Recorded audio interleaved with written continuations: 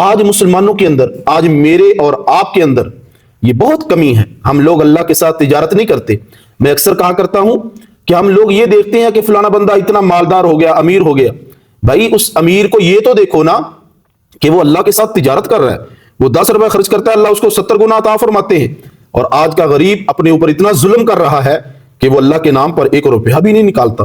الحمدللہ والصلاة والسلام علی رسول اللہ. حضرات گرامی، اس دنیا کے اندر عقل مند انسان وہ نہیں جو اپنے مال کو جمع کر کے رکھتا ہے، بلکہ عقل مند انسان وہ ہے جو اپنے مال کو اللہ کے راستے میں صدقہ کر کے اللہ کے پاس جمع کر دیتا ہے. اس لیے کہ انسان اس دنیا میں ہمیشہ کے لیے نہیں آیا، چند روزہ زندگی ہے، اور ہمیشہ کی جو زندگی ہے وہ آخرت کی زندگی ہے.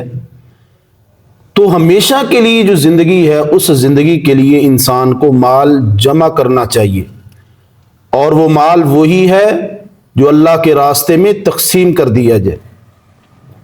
حدیث مبارکہ میں جناب امام الانبیاء صلی اللہ علیہ وسلم نے ارشاد فرمایا کہ ابن آدم کہتا ہے کہ میرا مال میرا مال میرا مال. حالانکہ ابن آدم تیرا مال کیا ہے؟ جو تو نے کھا لیا وہ ختم ہو گیا، اور جو تو نے پہن لیا وہ بوسیدہ ہو گیا، اور جو تو نے آگے بیچ دیا وہ ہمیشہ کے لیے محفوظ ہو گیا. تو معلوم ہوا کہ حضور علیہ الصلوۃ والسلام نے فرمایا کہ انسان اپنی کمائی میں سے، انسان اپنے مال میں سے، انسان اپنی روزی میں سے جو اللہ کے پاس بھیجتا ہے حقیقتاً وہی باقی ہے، وہی ہمیشہ رہے گا. یہاں پر جو دنیا میں اس کے پاس ہے یہ فنا ہو جائے گا اور یہ ختم ہو جائے گا. اسی طرح ایک حدیث مبارکہ جناب امام الانبیاء صلی اللہ علیہ وسلم کے گھر میں بکری ذبح ہوئی. حضرت ام عائشہ رضی اللہ تعالی عنہا فرماتی ہیں کہ بکری ذبح ہوئی اور اس بکری کا گوشت تقسیم کر دیا گیا اللہ کے نام پہ، وہ ربا میں، یتامہ میں تقسیم کر دیا گیا. تو حضور علیہ الصلوۃ والسلام تشریف لائے، فرمایا عائشہ کیا کچھ باقی بچا ہے؟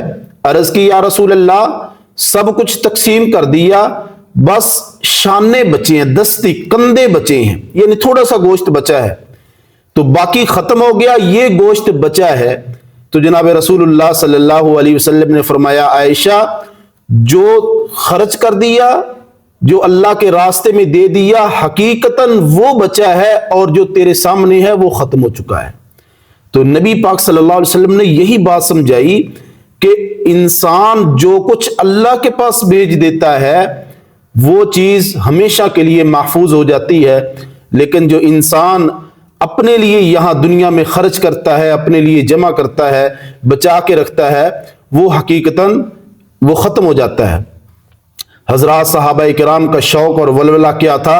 حضرت فاطمہ رضی اللہ تعالی عنہا اور حضرت علی رضی اللہ تعالی عنہ کا واقعہ مشہور ہے کہ آپ نے 3 دن روزے کی منت مانی، روزہ رکھا، لیکن 3 دن افطاری کے وقت دروازے پر سائل آیا، غریب آیا، یتیم آیا، مسکین آیا، قیدی آیا. تو اہل بیت نے، حضرت علی اور حضرت فاطمہ رضی اللہ تعالی عنہ نے وہ افطاری کے وقت اس سائل کو، اس یتیم اور مسکین قیدی کو وہ نوالہ دے دیا، یعنی اللہ کے راستے میں دے دیا، اور خود روزہ جو ہے افطار پانی سے کر لیا. تو یہ قربانی تو دی، اللہ کے راستے میں دیا، لیکن وہ دے کر ہمیشہ کے لیے محفوظ کر لیا. اور یہ صدقہ جو آپ نے نکالا، جو اللہ کے راستے میں دیا، اللہ پاک کو اتنا مقبول، اللہ پاک کو اتنا پسند آیا یہ عمل کہ اللہ پاک نے قرآن میں اس عمل کا ذکر فرمایا یطعمون الطعام علی حبہ مسکینا و یتیما و اسیرا. تو اللہ پاک ان لوگوں کو پسند فرماتے ہیں جو یتامہ اور مساکین اور قیدیوں کو دیتے ہیں. مطلب ہے کہ اپنی ذات پر خرچ کرنے کی بجائے وہ اللہ کے راستے میں تجارت کیا کرتے تھے، اللہ کو دیتے تھے، اور یہ تجارت تھی. اسی طرح حضرت عائشہ رضی اللہ تعالی عنہا کے بارے میں آتا ہے کہ آپ نے روزہ رکھا ہوا تھا اور ایک وقت میں 1,00,000 درہم آپ کے پاس آئے اور آپ نے فوراً اللہ کے راستے میں تقسیم کر دیے اور اپنی افطاری کے لیے بھی کچھ نہ بچایا. یہ کچھ نہ بچائے کا مطلب یہ ہے کہ اللہ کے ہاں اپنے وہ سارا جو مال ہے، جو لاکھ پورے کا پورا ہے، اللہ کے ہاں وہ محفوظ کر لیا. آج مسلمانوں کے اندر، آج میرے اور آپ کے اندر یہ بہت کمی ہے. ہم لوگ اللہ کے ساتھ تجارت نہیں کرتے. میں اکثر کہا کرتا ہوں کہ ہم لوگ یہ دیکھتے ہیں کہ فلانا بندہ اتنا مالدار ہو گیا، امیر ہو گیا. بھائی اس امیر کو یہ تو دیکھو نا کہ وہ اللہ کے ساتھ تجارت کر رہا ہے. وہ 10 روپے خرچ کرتا ہے، اللہ اس کو 70 گنا عطا فرماتے ہیں. اور آج کا غریب اپنے اوپر اتنا ظلم کر رہا ہے کہ وہ اللہ کے نام پر 1 روپیہ بھی نہیں نکالتا، وہ اللہ کے ساتھ تجارت نہیں کرتا اور دن بدن غربت کی طرف گامزن ہے. تو آئیے میرے بھائیوں، اللہ کے نام پہ اپنی روزی میں سے، اپنی کمائی میں سے نکالا کریں، صدقہ نکالا کریں، اللہ کے ساتھ تجارت کیا کریں.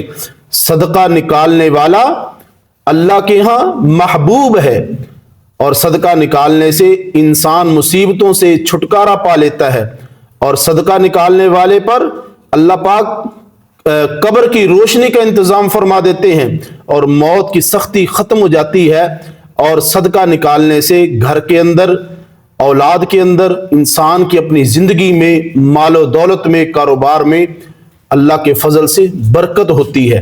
اس لیے آج کا یہی خلاصہ کلام ہے، آج کا یہی سبق ہے کہ اپنی روزی میں سے روزانہ کی بنیاد پر تھوڑا بہت اپنی ہمت کے مطابق ضرور بھی ضرور صدقہ نکالتے رہنا چاہیے. اللہ مجھے اور آپ کو عمل کرنے کی توفیق نصیب فرمائے.